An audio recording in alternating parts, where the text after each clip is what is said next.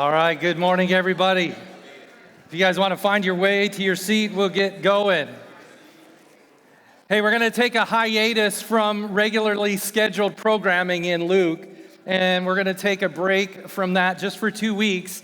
And so I noticed there's quite a few people missing today. And so kind of end of the summer, like get that vacation in before school starts. And so we will catch them on the flip side of this. But I wanted to talk about some stuff today that will help us at this chapter in the story of Vertical. So those of you who know, we're next month, do you guys realize the church is 2 years old?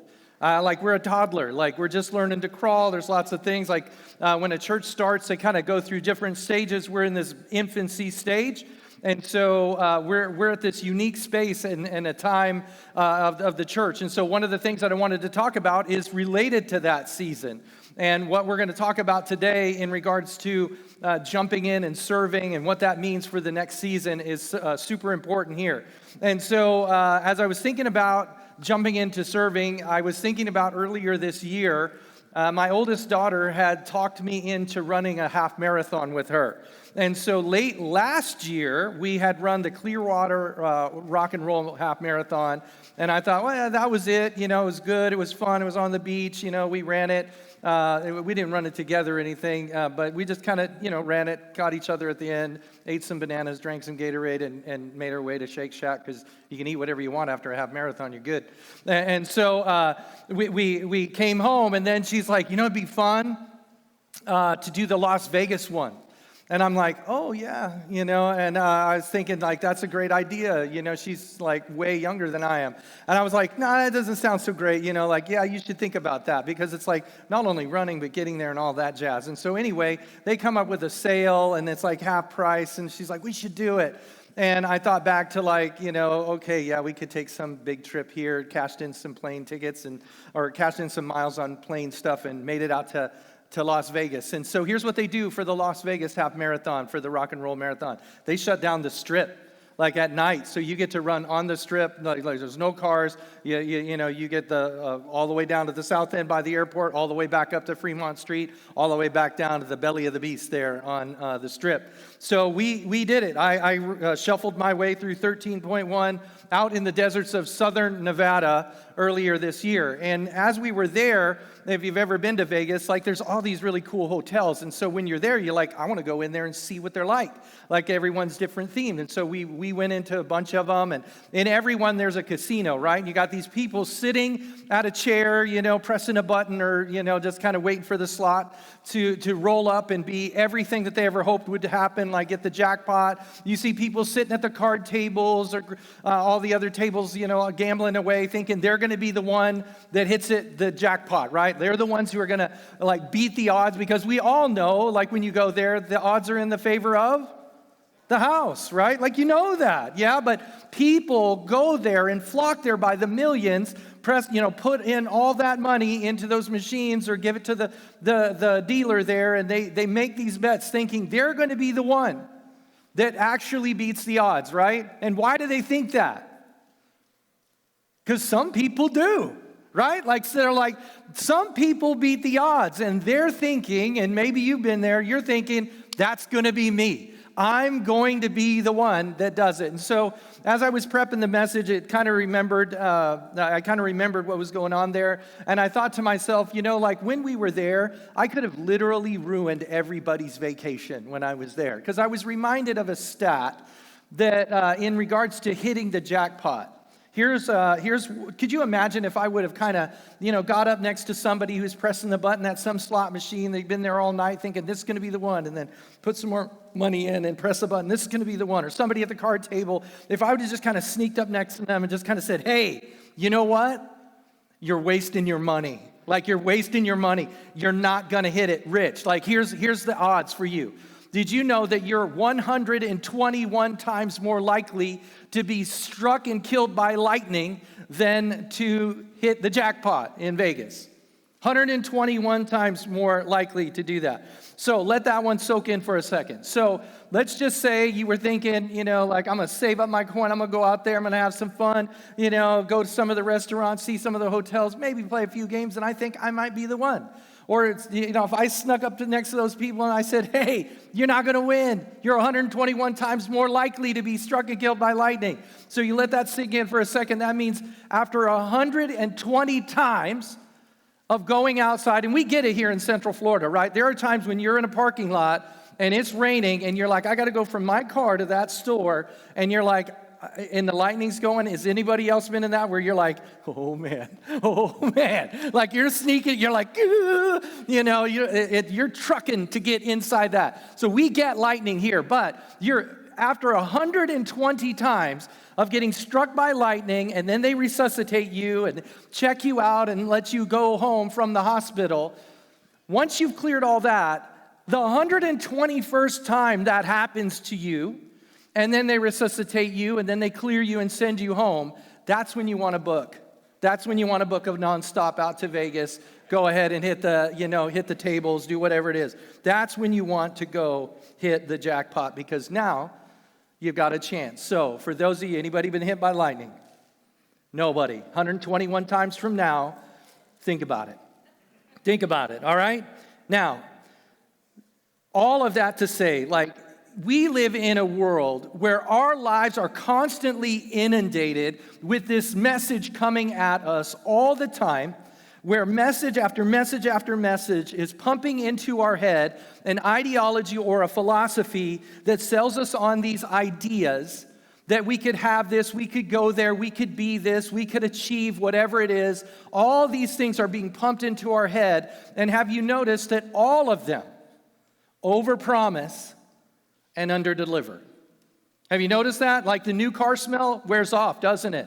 And then you got to make that payment month after month after month. Even the new house, you're like, oh, the dream house. If we could just get out of this shack and move to that neighborhood in that house, that would be better. Only to find out that carpet needs to be replaced, the foundation shifts, your lanai doesn't smell so good, it gets a little bit moldy, a little bit, gangly in there, right? Like you got to replace stuff, got to replace a roof, a storm comes. There's always something about your house that you got to fix, right? The vacation, if you could just go there, if you could just cut away for a couple weeks and just go see that, then you get there and it overpromised and underdelivered. Not that you can't enjoy it, it's just not everything that it's cracked up to be. And there's so many things that are coming at us where they overpromise and underdeliver. And so this morning, what I want us to just spend a few minutes on, and just looking at your faces, all of this stuff, I'm just going to reintroduce something to you. All I'm doing is reintroducing something, maybe bringing a different angle to it that maybe you've heard before. Maybe you've read about this in the Bible. You've certainly witnessed other people doing it. And just looking around, you've certainly been a part of it. You've certainly engaged in what it means to be a part of what God is doing in the world. But from time to time, we lose our way and we kind of sit back and it kind of life can pass us by. And we can be inspired and kickstarted into a direction where most of the world never goes, but I'm just going to bring us back to a place that will help us in this next chapter of Vertical that I just want to invite you guys into, all right? So today I want us to think about a couple things that were a huge thing back in the day of Jesus. I want you to think about this big basin that would have existed by a door, an entrance door, a big basin that's filled with water, and next to that, a little stool with a towel on it.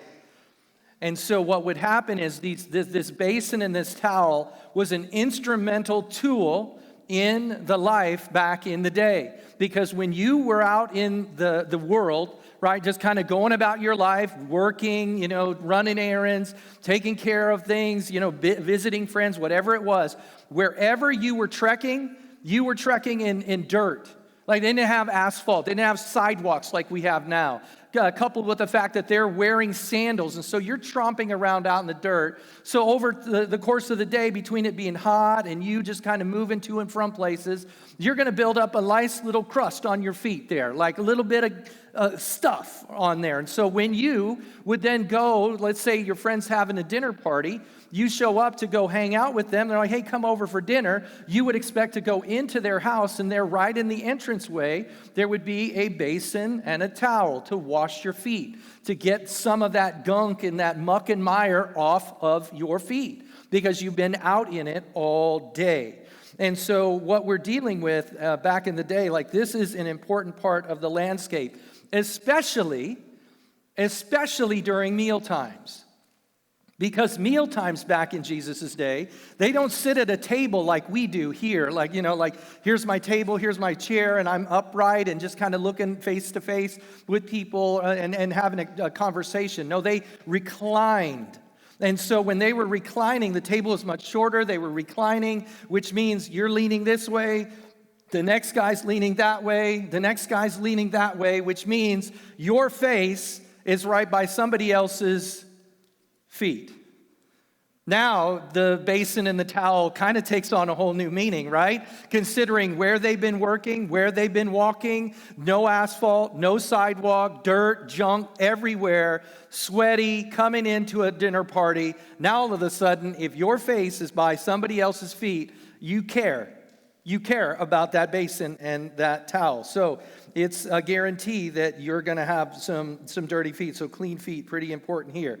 If you're going to have a dinner party, you're going to have some people over, you're going to have a good evening, the basin and the towel is essential. Now, before we jump into today's verses, I also want to remind us as we get ready to go into the Bible. So if you have your Bible, go ahead and open up to John chapter 13. As we're going there, as you guys are going there, let me just let you guys know about back in the day when a rabbi, a teacher, had students. Those students were like in lockstep with that rabbi. They wanted to know what that rabbi knew. They wanted to do what that rabbi did. They wanted to be so close that they could ask questions of their rabbi, like, hey, this just happened, or you just processed this. Like, how did you get here? And what was your process to get from point A to point B? Like, how do you feel about all this? They wanted to know everything that the rabbi knew. And so the rabbi would have these guys in close proximity to them. And they wanted to zero in on everything about what that rabbi did, because they wanted to be like that rabbi. They wanted to do what that rabbi did. And so these guys would have been in lockstep, which makes John 13 even more interesting, as we're about to find out. Because likely what we're going to read here, likely what happened is, what Jesus engages in as these disciples, rabbi, likely shocked something inside of them to life. Kind of jump-started something inside of them that maybe they have never even thought about. And it's all made possible because Jesus understood a principle that we reproduce who we are. About a year ago, when we were kind of walking through what a disciple does, I brought this up over and over throughout this disciple series. If you were here, you'll probably remember that phrase. Like, we reproduce who we are. We might think a certain way, but then our life leads a different way. What we do is seen, and what we think should influence what we do, but sometimes those are two different things. And so we have to really marry those things together so that what we think and what we do are together, understanding we reproduce who we are. Not who we want to be, not who we think we are, who we are. Like, you can see that play out over and over and over. And so here we hit John chapter 13, and what is getting ready to go down is one of those dinner parties that I talked about just a minute ago. So when you have people coming over and they're showing up at your doorstep, you want to make sure that basin and that towel is there. Now, back in the day, what would typically happen is the host of that particular party would hire somebody to take care of that, hire a servant to go ahead and wash the feet. And so when you have these 12 guys that I mentioned that Jesus had earlier, he's been investing in these guys now for years. This is not at the beginning of his ministry. This is towards the end. He's been walking with these guys for 3 years. And so they show up at this room. Everything's ready to go. They come into the room. There's the dinner table. They see the basin and the towel. They're like, okay, like we're here at the request of Jesus. We're here to hang out with him. Now, they don't know all that's going to go on, but they just know they got an invite. And so you could imagine what's going on. Like, just picture the scene. Because I think sometimes we read things like this and we're like, oh, yeah, I think I understand. But like, let your mind go to the scene that you're actually walking in to this room and seeing what it would actually be like. Because if you're like me, like I place myself in those guys' shoes, and I'm not saying I'm one of the apostles, and I'm not saying you're one of them, but I'm just saying, like, if you picture going into the room, this is kind of typically how people think, right? You're going to walk in that room, and you're going to like, oh, okay, like I've been outside all day. My feet are grimy and messy and smelling. It's not good. I need the basin and the towel here. This is actually going to be a benefit to me. You walk in, there's no servant there. So you can imagine that what the disciples did, they're probably kind of, like looking around. They're like, what's going on? Like, dude, am I early? Am I, like, where's everybody at? And so one by one, they start coming in, darting to the right, to the left, like, where's the guy? Like, where's the person who's going to wash my feet? Right? There's no foot washer guy. Not sure why, but I'd play this out if I were those guys. Like, that's what I would be doing, right? Now, here's what I think would have happened. The people with seniority, because they thought this way, because you read some of the other Gospels, and it's like, oh, well, who's going to be most important?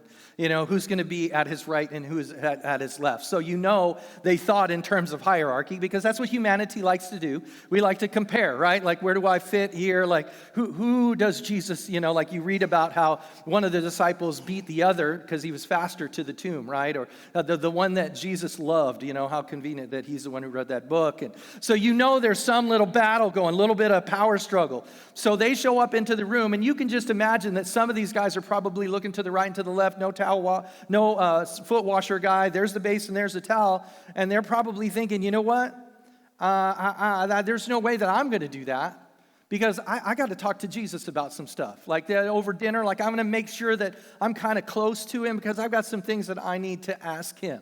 Or you could see that somebody else might chime in, well, it's not going to be me, because I was actually picked before that guy and that guy and that guy. Like, of the 12, like, I land at number 6. What about 7, 8, 9, 10, and beyond? Maybe it's their turn to go ahead and do it. Maybe they should be the one that should be donning the towel and washing my feet. But everyone just circled up instead, basically crossing their arms, going, no way, not me. That foot washing deal is for servants, not me. Because check this out, guys.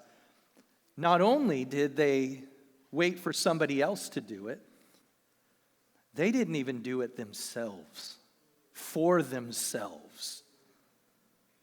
I mean, think about that for just 1 second. Worrying about who's going to serve them, so self-centered, so into what they have going, that they didn't even do it for themselves. That's crazy. That's crazy right there. And so, at the beginning of chapter 13, we know that they basically come in. There's nobody there. Food gets served. They'd rather sit with somebody's nasty, stinky, dirty feet in their face and do so. And we see Jesus sit back and watch this whole mini drama unfold right before his eyes. And then he does the unthinkable. He pushes back from the table. He walks across the room, and what he does should shake us to the core. He takes off his outer cloak. He pours that water into the basin, picks it up, and heads to the table and starts washing feet. John chapter 13, verse 3. Jesus, knowing that the Father had given all things into his hands, and that he had come from God and was going back to God, rose from supper. He laid aside his outer garments, and taking a towel, tied it around his waist. Then he poured water into a basin and began to wash the disciples' feet and to wipe them with the towel that was wrapped around him. Here's what Jesus could have done. Everybody could have been in there and it's like, hey, Peter or James or John or whoever, hey, why don't one of you guys go grab the jug of water, pour it in the basin, grab the towel, wash everybody's feet. He could have done that. He could have even said, hey guys, lots to talk about tonight. Why don't you get over there, wash your own feet, and let's take care of business. Or he could have even done a parable, right? Like launch a parable, how selfishness does not fly in the kingdom of God, and so you guys should want to, engage in serving one another. He could have done that even. All of those things would have been good, helpful, right, kind of pointed them in the right direction. But instead, he takes on the role of servant, understanding what I said earlier. You reproduce who you are. Who you are. That's what happens. And this is what we see him doing. He begins to wash everybody's feet. He sets the pace and lowers himself to the position of servant for all of history to go to school on. All of history gets to go to school on that. Imagine what it would have been like in that room after everybody gathered around the table. They thought it was time to eat. Jesus pushes back. They're like, hey, where's he going? Crosses the room, grabs the basin, comes and starts washing their feet. Imagine how quiet that would have gotten. Like, what is he doing? Now, let's make it more personal. Imagine how you would feel if Jesus did that for you. You were sitting at the table. You were waiting for somebody to wash your feet. You had not even taken the initiative to wash your own feet. Now, the one that you knew to be the Messiah, the one who was going to rescue mankind from sin, the one that God had sent, now he's right there at your feet, washing your feet. Imagine how quiet you would have been there. Because what Jesus has just done is he's basically carpet bombed the whole trajectory of humanity. Because the trajectory of humanity, like this is my life, maybe you can relate to this. I'm really good at taking care of me, myself, and I. Super easy to take care of what I want. Super easy to put my needs above other people's. Super easy to think of how this affects me. That's where I find myself far too often, and this is after a few decades of walking with Jesus. These guys had day in, day out encounter with him for 3 years, and I could say, man, what were they thinking? What am I thinking? I got 3 decades of walking with him, reading the Bible, letting his truth infiltrate my mind.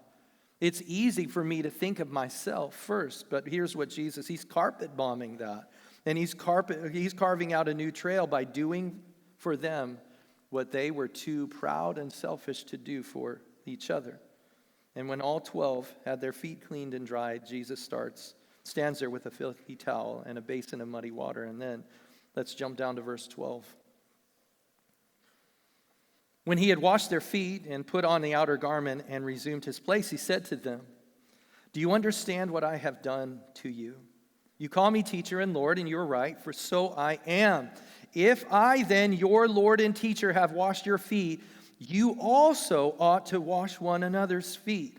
Verse 15 is huge. "For I have given you an example, that you should also do just as I have done to you. Truly, truly, I say to you, a servant is not greater than his master, nor is a messenger greater than the one who sent him. If you know these things, blessed are you if you do them." There's so much at stake here in what we've read so far. And here's where we have to be careful. A lot of times we can read these things, and we've talked about this before. You can read it and it settles in your mind. And now you know something. But here's what needs to happen, is that biblical truth needs to be watered. It needs to be constantly nurtured by the Word of God. And so we need to let that infiltrate our mind and then develop deep roots so that there's fruit that comes up from what's planted in here. Because when that begins to take root, what's stuck in here, what we know, begins to infiltrate our soul. And it settles deep down in who we are. And when what we know settles into here, then there's the outflow of that is transformation. Because if all we have is information without the opportunity to apply it, then we're in a dangerous spot.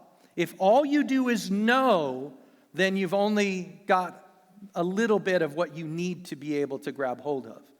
But when what you know seeps into the core of who you are, now you have traction. That's where you see transformation. And so we see that happening, and we don't want to miss what God has for us. And so let me just share a few observations. There's many in here, but this is just a few that I want to extract this morning that we can tackle. Right off the bat, when we look at these verses that we just read, we see that Jesus, second person of the Trinity, this is God in flesh form. He left perfection where everything was good and right, and he was worshiped, and then he chose to submit himself to the will of God the Father, came down here, and he began his rescue mission.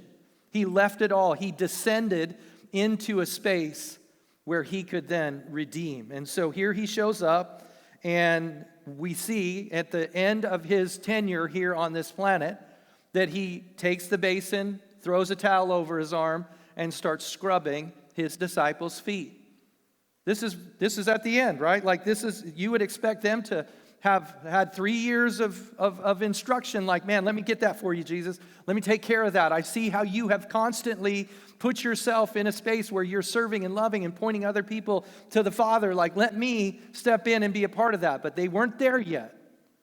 They weren't there yet. And so he hits the floor and starts scrubbing their feet. And sandwiched in there, let's go back to verse 15. He says, this is red letter stuff here, if you have red letters in your Bible. These are words from Jesus. For I have given you an example that you also should do just as I have done to you. He's given you and me as disciples of Jesus, followers of his. He's given us an example, not that we should know. Like, oh yeah, we know Jesus did that. Good, check. No, it's an example that we should what? Follow. There's an aspect of moving forward that we don't get to stay where we've always been. It's an example to follow. And so where my mind goes is immediately, I want to stack my life up against what this word says. And I want to see, like, is this my story? Is this becoming more my heart? Is this where my mind goes? Is this where I began thinking more like this? Or is it still stuck on me and myself and my story and what I want? Is that where it's still at? Because if that's where it's at, then that brings me to a place where I need to submit to God, right? And when it comes to this aspect of following the example of Jesus, here's where we have to be really careful, because we can get all tied up in performing for God. Thinking, okay, so I use the example like, I'm going to do this so that I can get something from God. And it's not that. This isn't Jesus saying, if then. This is not an if then clause here. Like, this is an opportunity to follow his example because we want to obey and bring honor to him. Not so that we get something from him, but because we already have him, right? Like, that's how it's supposed to flow. And there's a bunch of reasons that people follow Jesus' example, aren't there? How many times have you followed Jesus' example because of guilt and shame? Been there? Because you were supposed to, and shame on you if you didn't. Maybe you've been somewhere that made you feel the guilties when you didn't. And you're like, maybe you feel that way now. Not my intention. Right? It's not, guilt and shame usually doesn't get anything accomplished. Like, it may last a day, a week, a month, maybe a year, but pretty soon people figure out, I'm moving on. Right? Guilt and shame doesn't produce. Sometimes people feel like they're forced to do it. You ever felt like you were forced to? Like, when we were kids, right? Like, go clean your room, go take care of that. You were forced to, go serve and accomplish some chores, right? Some people do it because they're forced. Some people have compassion. They actually move out and serve people out of compassion. Some people actually see a need and help. Whole bunch of reasons why people engage in serving. But when our heart is moving in the right place, there's a clarity in our mind and in our heart that God is advancing his purposes and plans. And guess what, guys? We get to play a part in that. We get to play a part in that. But we need help getting there, right? And so let me say this, guys, as plainly as I can. As simply as I can. so we're all on the same page. Every organization has a culture. Every organization has a culture. You know, like it just the way things are, right? You walk into a place and you can tell, like you can have a welcoming culture, you can have an isolated culture, you can have a serving culture, you can have a taking culture. There's all kinds of cultures that exist out there, and cultures matter. And here's what I hope is being developed here in these early stages. That what the culture is here at Vertical is that when something needs to be done, that we're known as the people who get it done. Not just inside the walls of the church. I'm not talking just inside the walls of the church. I'm talking everywhere we go. You see a need, and you begin to think, like, how might I play a part in this, God? What would you have for me? Because we got to go back to verse 15, right? He set us an example to follow, right? There should be a line of us looking to help and asking for something to do. And as a result, guess what happens? Things get done where we are, right? Because God intersects our life with other people. And as we intersect life with other people, there's all kinds of opportunities to step in and to be of assistance. All kinds of ways that we can serve and advance the kingdom of God. And so, man, I just hope that wherever we are, things get done. And in doing so, that what we're doing is displaying our desire to be like Jesus. That's it. Like, that's the heart behind it. I want to be like Jesus. Why? He's given me an example to follow. He's already paved the way. And so you've heard it said, like, somebody who follows Christ, right? You're a Christ follower. So if he goes left, then you go left. If he goes right, you go right. He says stop, you stop. If he goes, you go.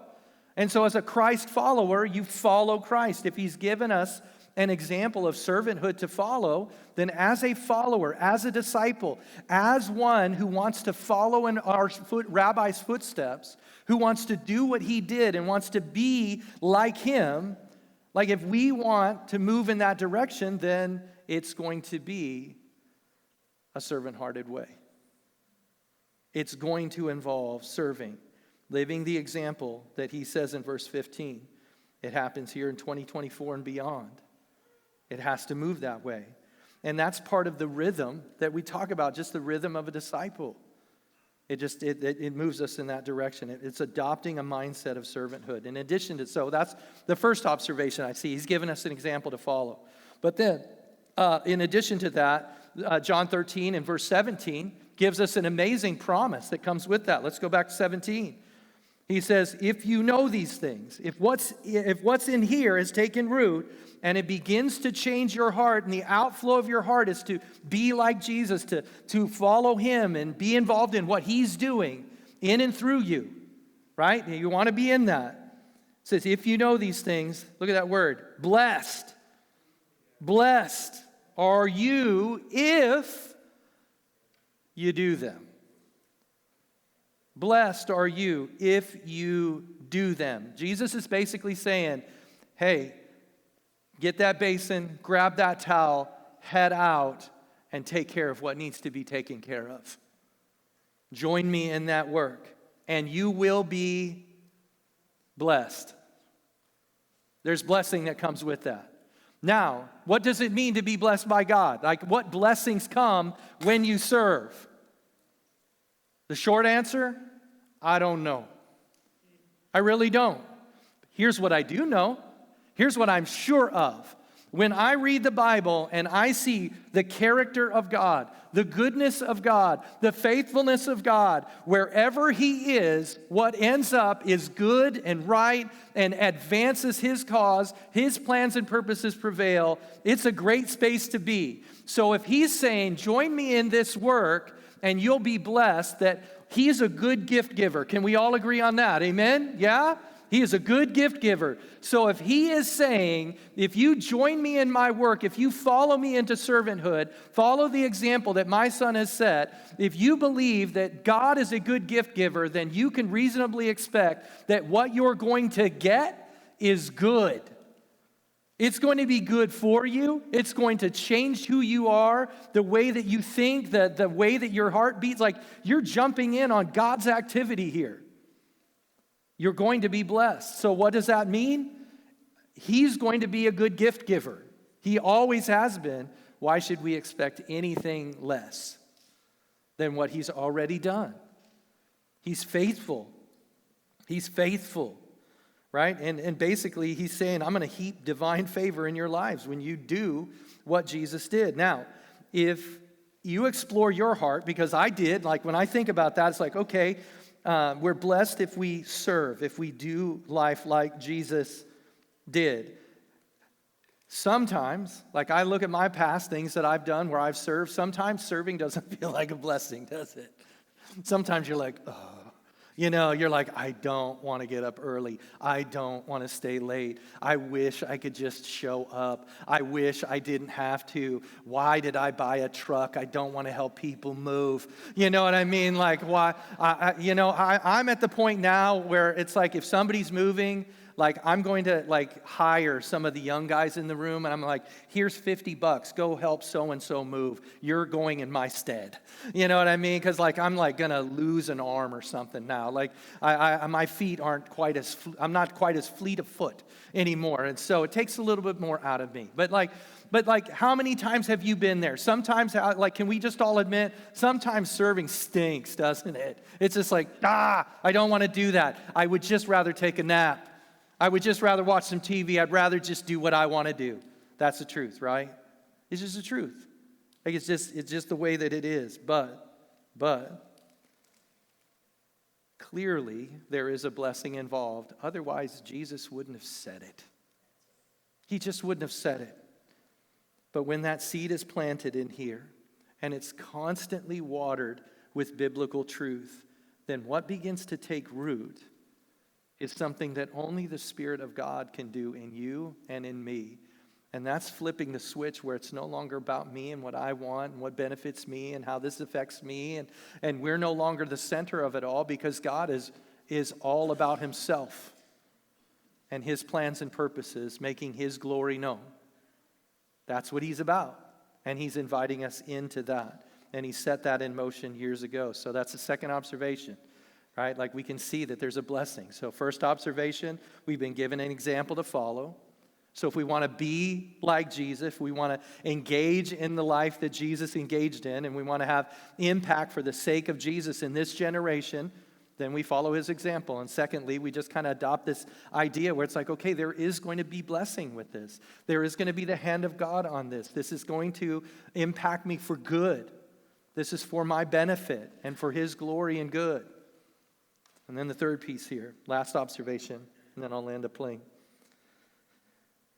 What I see going down here, the choice Jesus made has nothing to do with convenience.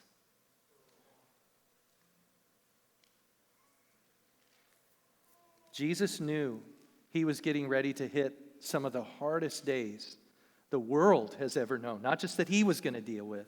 He's hitting the fact that the sinless Son of God was going to be beaten and crucified, hardest days the world's ever seen.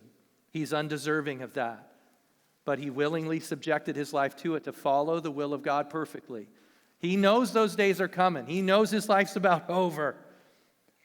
He's got a lot of stuff running through his mind. He's probably hungry too. He's probably at this dinner party going, man, I'd like to dive into some lamb chops with you guys and just kind of hang out and take it easy. Would have been good. Like he would, nice break. Like I'm sure he would rather have just kind of taken a breather, just kicked back at the table and just taken a break. But instead, he pushes away from the table, crosses the room, grabs the basin, grabs a towel, and gets to work. And he sets the pace for those of us who follow. And as I look around, guys, we live in a culture, we're strapped for time. I get it. I get it. You know, like there's so much going on. And we're trying to fit it all in from the time we wake up till the time we go to bed. Like, man, it's like the RPMs are just throttled into the red line in it. We're trying to cram as much as we can into the day. And so what I'm saying this morning, you're just like, okay, Okay, great idea, Dave. Like, I get you, I follow you. You know, learn to live beyond yourself, learn to serve. Got it, got it, got it. I'm going to look at my schedule, and I'm going to see what I can fit in. I can see what I can fit in. Let me back us up. That is not what I'm saying. That is not what I'm saying, not at all. What I have to say is much harder than that. It's actually looking at your schedule ahead of time and going, all right, Jesus, where are you working?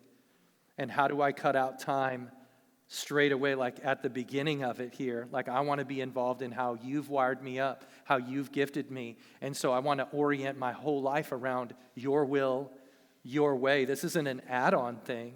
Now it's a primary thing.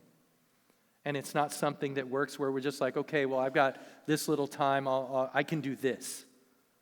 But rather, coming to Jesus and saying, all right, I want to reorient my life around your plans and purposes, God. I know you're on mission, drawing men, women, and children to yourself, and I'm going to join you in that mission, and I'm looking for ways to advance your kingdom. What do you have for me? And then you orient your life around that. Now, you got to get up, like, you know, you have friends, you have family, you have work, you got to go do that. I'm not saying, abandon that, but it's not do everything you want to do and how you want to do it, and then with this little sliver of time, add on what you can. It's adopting a whole new mindset that you're on this planet to follow the example of Jesus and to be a servant. Be a servant. And so that's serving at home, husbands and wives and kids. That's serving at home, not being served. That's serving at school, students. Like, you find ways like to look around and you're not the one who's just like, you're here for me. When you're at a restaurant, for Pete's sake, be nice to those people. You know what I mean? They're not like, get me this, get me that. Like, my goodness, people, the word please has never hurt. You know what I mean? May I please have, or please that. That's a good way. Like, they're there, that's their job, but come on, they're not there to wait on us hand and foot. But think of ways to bless and serve and encourage and point people to Jesus here in the church, at work, in your neighborhood. There's so many ways. And we here at Vertical, the leaders that we have on staff, I want you to know, like, we talk about this all the time in meetings, like, how can we come alongside people? What can we do to equip you to figure out how God's wired you up so you can be involved in what He's doing? Like, we want you serving both inside the walls and outside the walls. And like I said, we're at this stage in the next chapter, right? Like, I think back to 2 years ago. It was me, Gina, JC, and Karis just kind of pushing. And it moved a little bit. And then we had some interest meetings. Some of you were there. Some of you came to that. Do you realize that was like 2 years ago that we had interest meetings? It seems like a long time ago, doesn't it? Like, I'm looking in there, I see some of you were there, and we were talking about, here's what we were hoping for. Here's what we wanted God to do. And some of you guys came, and then you helped shove that rock up the hill, and it started moving, and it started going. And then we had Advent gatherings, and some more of you came and started helping. And then we had weekly gatherings, and then we were meeting at the Purpose Church down on the 50 back in Winter Garden. And then we moved and it's a good thing we moved from there, because we wouldn't have fit. Like, remember at Easter when we moved to the theater, there was no room if we would have stayed where we were at. People had to sit outside. We would have to figure out how to put a speaker out there, or they would have just left. You know what I mean? But now, like, here we are in this new space and this new opportunity that we have to engage what God has for us. More and more people are coming on and pushing, and there's more and more momentum, and we want you guys to get in on that. We don't want you to miss on what God has, because, see, the day's coming when we're going to have stories to tell. And who doesn't want a story to tell of, like, look what God did back 20, 30, 40 years ago. Like, that was a great story. Like, I got to be a part of something where I got in. Because right now, there's some people in here, like, you're in the stands. You're like, okay, well, I kind of look from the stands. Some of you are on the field, and you're looking from the field.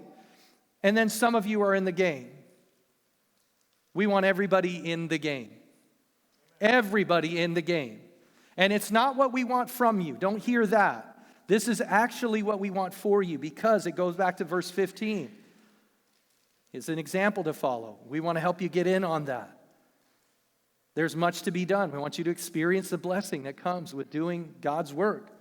Right? We want you in on that. And everywhere you look, like there's pipe and drape here, there's sound stuff, there's signs outside. We want to start stuff for kids, like we're discipling them so that they have a disciple group, just like we are going to have disciple groups.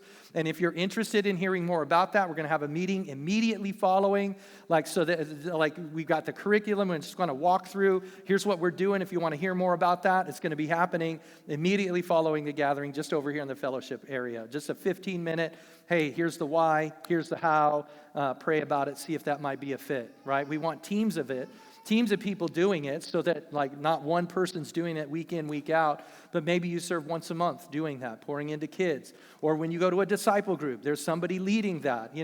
Everywhere you turn, there's tons of people who are in the game, leveraging their life to advance the kingdom of God, and that's what we want you in on. We want everybody in on that. And so, guys, I wouldn't be much of a pastor or leader if I didn't lay out the encouragement to consider the way of the towel and the basin, to invite you into that. And so today, guys, we just want everyone, do we have the serve cards? Do we have those out? So could I get a couple people? Steph's going to grab some. We're just going to have here in just Steph and Jessica. They're going to pass you guys a serve card. And so there's pens. We have pens and serve cards that we want to have you guys fill out, so that everybody has a chance to just kind of fill it out and say, here's my name, here's my contact info. There's a bunch of boxes on, different ways that you can get involved. And so these are opportunities that we can engage in to consider what part you would play here. And then we want to just, explore that with you guys. We want to come alongside, answer any questions you may have, kind of point you in the direction. We need help with kids check-in. We'll need help with the disciple group for kids. We need help with setting up, with tearing down, pipe and drape teams. There's all kinds of ways that you can get plugged in.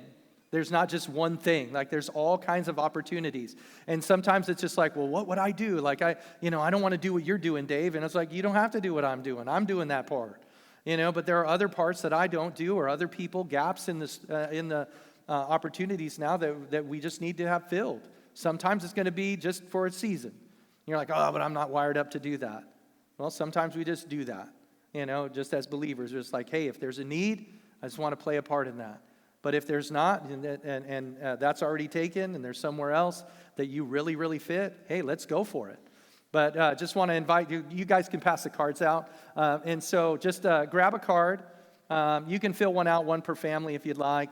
But just grab the card and just give us just fill it out. Everybody fill it out, even if you're already serving, just so that, everybody doesn't think you're Jesus Jr. because you're I've already got 3 things I'm doing, so I can't seriously just want to make room for others. But just, kind of fill that out, and then on your way out, if you would do us a favor and actually just hand those out or hand them back to the people in the back.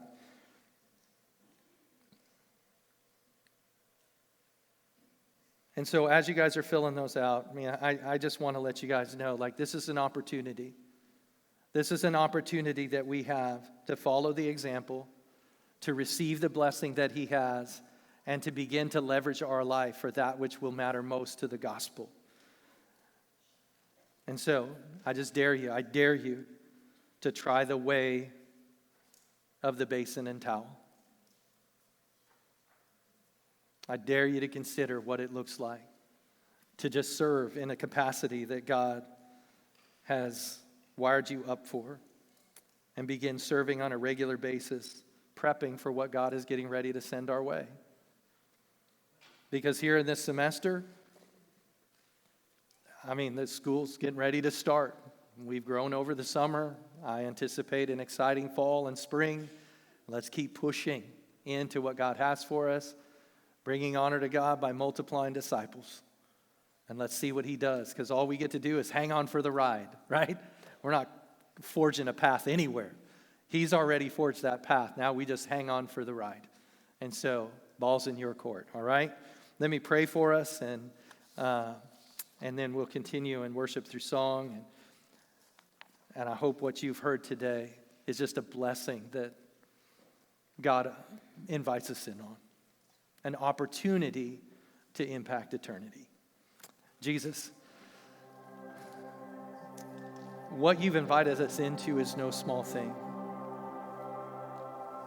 And what you did all those years ago was an example that is staggering.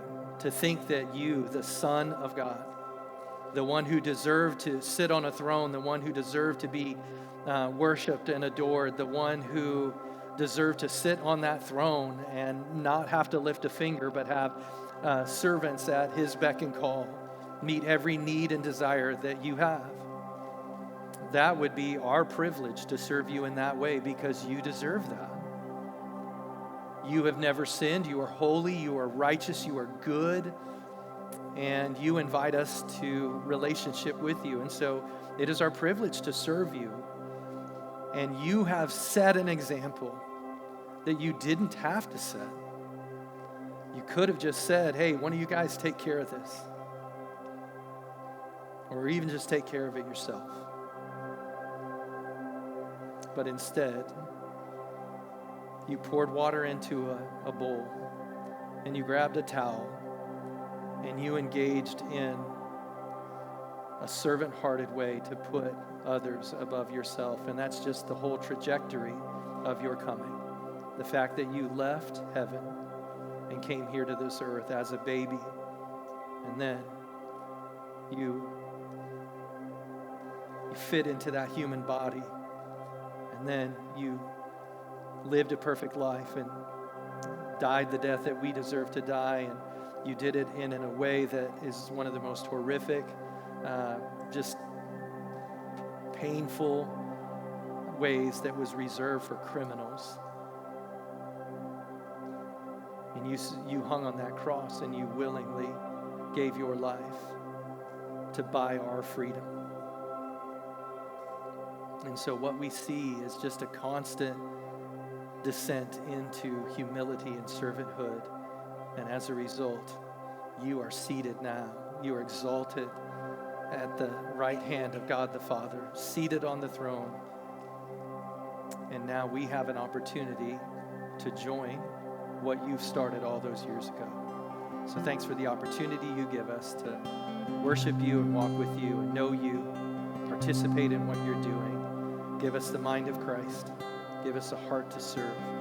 Change our ways. Set aside the me and myself, and to think in terms of what does this mean, and how do I advance the cause of Christ? What have you entrusted to me, and how can I leverage that for your name's sake in this generation, Jesus? Pray that you would shape this place to be a place where we willingly go into the spaces you've given us to serve and love and point other people